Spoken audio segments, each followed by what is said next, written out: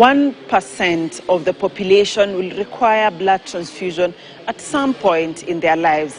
And similarly, for many pregnant women, availability and accessibility of this precious commodity can mean literally the difference between life and death. My name is Dr. Mercy Korir, and on this episode of Health Digest, Gloria Milimu visited Kiambu County and brings you the stories of how expectant fathers are making a difference by taking part in a simple process of donating blood and what this blood means in keeping their spouses alive and other people in the hospital in need of blood.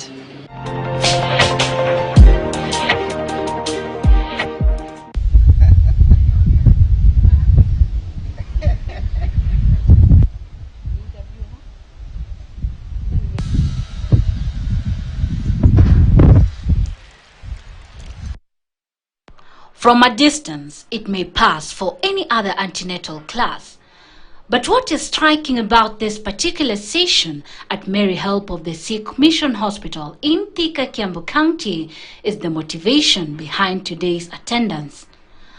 Unlike before, when only pregnant women would show up for such sessions, the exercise now attracts even the expectant fathers, a move that has become synonymous with antenatal visits across all hospitals in this vast county. Their aim to promote a better outcome during the delivery of their bundles of joy. Previously, we used to have men who are not coming for the sessions. They felt it is a women business, no? In fact, the biggest, we know the biggest joke that people will tell you, wacha kuniuliza maswali za clinic. You know, that's what most people will say. But these days is not the same. Actually, men will come to the clinic, like you saw in our antenatal, they will come to the clinic and they will sit. And after the sessions are over, because we'll have sessions every morning, they just go out.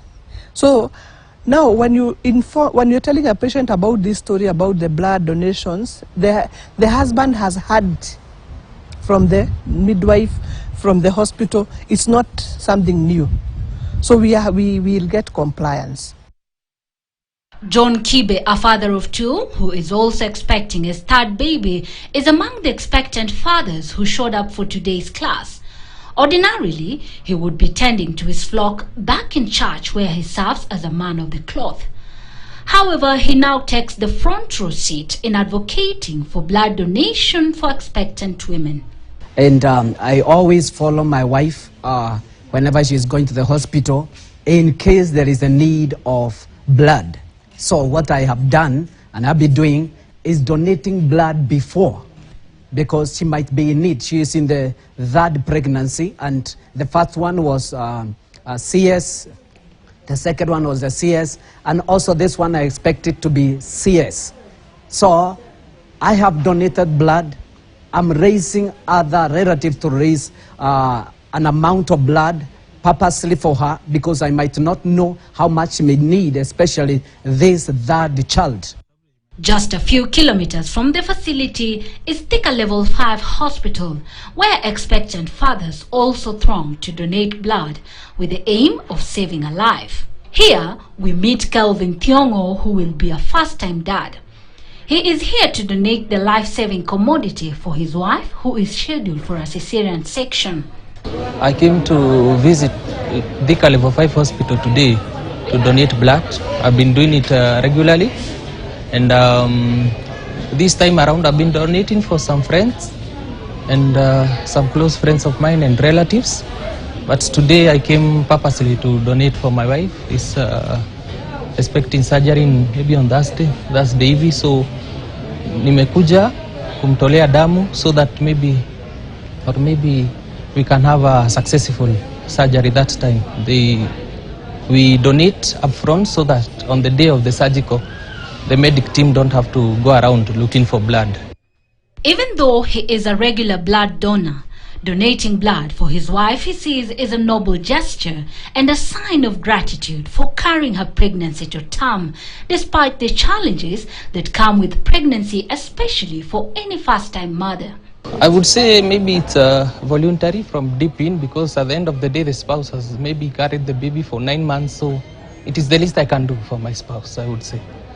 Here at Thika Level 5 Hospital, where he will be welcoming his baby, the average number of deliveries conducted per month is between 800 and 900, with the highest ever number to be recorded said to be 947 births. Naomi Mutiso, the hospital's maternity in charge, reveals that some of the babies are delivered through cesarean section, which demands availability of blood. So among the 947, we have a cesarean section, which is around 250 per month. Yeah, that is per month. 947 per month, around 250 cesarean sections. Yes. And among those deliveries, like last month, we had 5 patients who received transfusion while in theater. The month of January, the year 2022, we had 5 patients who are transfused in theater and 11 who are transfused post-delivery, and we had like 5 who are transfused before delivery. That is antenatal mothers.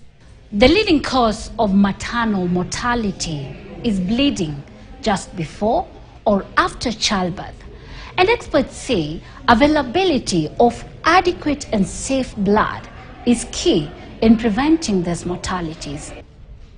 Health experts say obstetric hemorrhage, which accounts for 34% of all maternal deaths in Kenya, is the most commonly documented cause of maternal death. When a woman delivers, you expect anything. Sometimes they bleed a lot and they need a lot of blood. So when there was no blood, you could look for blood, and sometimes you even miss blood. So, you know, when you don't give blood to a patient who needs blood, obviously you might lose the patient, or if you don't lose them, their condition will not be the same. The facility has had its fair share of shortage of blood in the recent past, but through different strategies to improve its availability, like the use of expectant fathers and family members to donate blood for women, it has sufficient supplies in its blood bank. It was terrible. I can say it was terrible. We could look for blood even from as far as Embu, from Kenyatta, from other facilities, even Machakos. But these days we are not looking for blood. That strategy has really helped us a lot, because we get spillovers. Like if you prepare a mother in anticipation, and for example you have an antenatal mother who has a low HB, if you transfuse them before labor, they're unlikely to need even the extra units of blood that the relatives are donated. And that way we get a fringe benefit of getting extra blood, for which we are able to access for the other patients in the hospital. Because once blood is donated, it can be given back, and neither is it sold off to anyone. So it's available for use by other patients. For expectant mothers diagnosed with anemia like Stella Wamugo, transfusion is often recommended to boost their hemoglobin level. So far, Wamugo, who is expecting a 4th child, has received 3 pints of blood. Nilipoenda kliniki huko kwetu, walinipima. Wakasema damu yangu iko chini. Sasa wakanirifaro hapa, na ilikuwa urgent. Sasa kufika hapa, nilienda scan. Toka scan, nikakuja huku kwa daktari. Akaniadmit juu ilikuwa 5.6. Na nilistuka sana juu sikuwa najua hali yangu iko hivyo. The hospital's blood consumption is approximately 20 units per day, which is distributed across various departments, with maternity having the largest share. So the main consumers of blood in the facility, number one is maternity. Usually the peripartum complications. The mother coming in to deliver, they will bleed after delivery, or they will bleed before the delivery, and so maternity is actually our number one consumer of blood. And then the second department that consumes a lot of blood is the surgical department, because the surgical department gets emergencies, the people who come in from road traffic accidents, and other related accidents, like the time we had a collapse of a building around, and we get injuries who actually need blood transfusion. So our biggest consumers are actually, number one, maternity, and then the casualty, the emergency surgical cases that we receive. And then also we also get a lot of sick patients. We have sick children who need blood transfusion. We have sick adults who are admitted in the ward who need blood transfusion. We have now the cancer cases that we're talking about who come in for transfusion top-ups before they go to get their chemotherapy. So the demand for blood in this hospital is quite huge, and because of that, we needed interventions to be able to make sure that it's a commodity that is readily available, because it has no substitute. When you need blood, it's blood you need. The maternity department at Mary Help of the Sikh Mission Hospital, which is the second largest in the county in terms of deliveries, accounting for 176 deliveries per day, is also its biggest consumer of blood, as explained by Esther Wanjera, the hospital's senior nursing officer. So out of the number of deliveries that we have, in a week, we transfuse like 3 patients. Like 3 patients requiring one unit of blood to about 3 per patient. So our requirement is about 3 to 5 units of blood per week for the maternity patients. For the medical patients, okay, the same about the same consumption, and also for patients who are going through chemotherapy, radiotherapy, they will come here. Some of them come here for blood transfusion, with the fact that knowing that most of the times we will not miss blood. Like recently we had a patient who we were giving blood like every other 2 weeks. He would come for 6 units of blood. He had leukemia. So far he's doing well, and we were able to provide that blood. Yeah. So our consumption per week, we normally estimate ourselves to about 10 to 15 units of blood. Blood is a human-derived medical product, and there is no pharmaceutical replacement for it. It is used as a life-saving solution in life-threatening or emergency situations.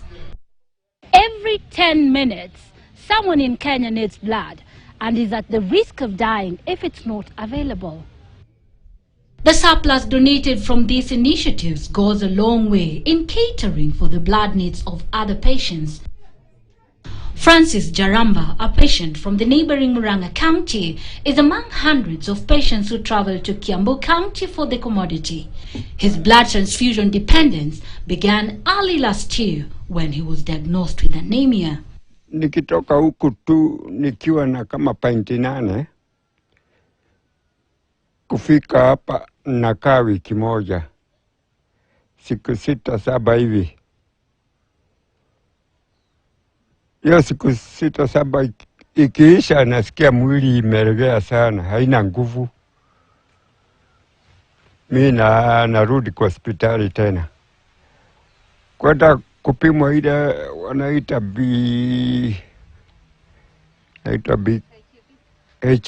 ya wakipima wanakuta niko na kama 3 point. Kutoka hapo wanaanza kuniweka. Nawekwa kama pointi 6 tena. Inafika 8 ama 9. Naambiwa niende nyumbani. Like any other patient who regularly required transfusion up until November last year, when his hemoglobin level improved, he had exhausted all his avenues of blood donors. Sasa, unajua nao ukitolewa saa hii, wesitolewa mwezi ingine, baka unakaa miezi 3 hivi. Na mimi damu ilikuwa inaisha haraka. Kabla wale watu damu yao haijarudi ndio wakuje kutolewa tena. Ndio sasa tukatafuta watu. Sasa pahali popote tungepata damu, tunaona ni Mungu. Tunapata saa ingine watu 2. Baka hapo Mary Help ikaingilia ikasema wacha kuhangaika tena. Generally, Kiambu County's blood consumption is high due to its population of about 2.8 million people and the number of emergency cases its hospitals handle from road accidents. Okay, in Kiambu, we normally consume around 200 units per week. That rounds out to between 1,000 and 1,200 per month. And most of the consumption go to our maternity wards, the chemotherapy, theater cases. According to the World Health Organization, for Kenya to claim blood sufficiency, it needs about 1% of the 50 million people to donate blood at least once in a year. Over the last 1 year in 2021, we moved from a banking capacity of about 24,000 units to a banking capacity of currently 50,000 units. And we are definitely expanding again in this year. In a bid to increase supply of blood in the counties, the Kenya National Blood Transfusion Service (KNBTS), in conjunction with county governments, have set targets based on minimum requirements for each county. Blood has a 35-day shelf life, meaning it can only be used within 35 days if it's fresh blood. If there are components, then different components can be used, have different shelf lives. But you do find, for instance, some components have a very short shelf life. Fresh platelets, 24 hours, processed platelets, about 5 days. You have other components, like if you freeze plasma when it is fresh, you can actually freeze it and then freeze it at very low temperatures. You can keep it for a year. So there are different components. But if you're using fresh blood, you have 35 days. So even if you donated yesterday, after that 35 days, that blood cannot be used. So we can't keep it in a fridge and say, all of you Kenyans come one day and donate. We need everybody to keep donating. In a plan to increase blood collection sites within the counties, county governments will be required to handle the human resource requirements for the sites and also the day-to-day management of the transfusion services. Our role is going to be obviously part doing the assessments,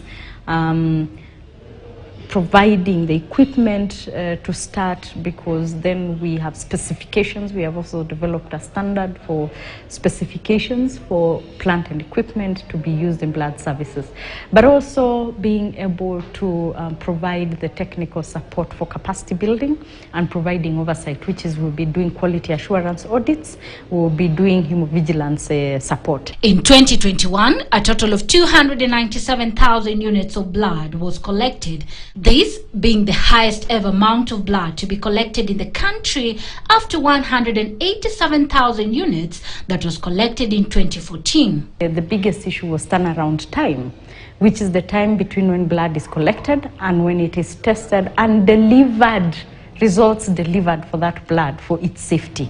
We call that the turnaround time. And this was an issue before with very high turnaround times, and we determined that our target should be a turnaround time of 24 hours at maximum, regardless of where the samples of the blood is collected in the Republic of Kenya. Over the years, KNBTS, whose mandate is to collect, test, process and distribute blood and blood products to all transfusing hospitals, has been faced with allegations of siphoning blood donated by Kenyans. We are leveraging technology, and for us technology is we have developed a blood management information system, and the blood management information system is now referred to as DAMU-KE. So in the same way you normally see, you know, chanjo by MOH, you'll be seeing DAMU-KE by MOH. This blood management information system is a vein-to-vein system. It helps us be able to track every single unit the moment it is donated. That number or code for that bag is entered into the system, and when it is entered into the system, then it is tracked throughout. It is tracked at the lab. It is connecting the labs. It is tracked at down to the transfusion sites. We have developed a module where you can register yourself as a donor. We will be reminding you. You will get your results as QR coded results, and I am happy to announce that the self-registration module is now live. There is no doubt that doubling efforts in order to improve availability and access to safe blood and blood components from blood donors will be a key component in promoting comprehensive care for mothers. After all, safe blood should wait for the patient who needs it and not the other way around. Gloria Milemo, KTN News.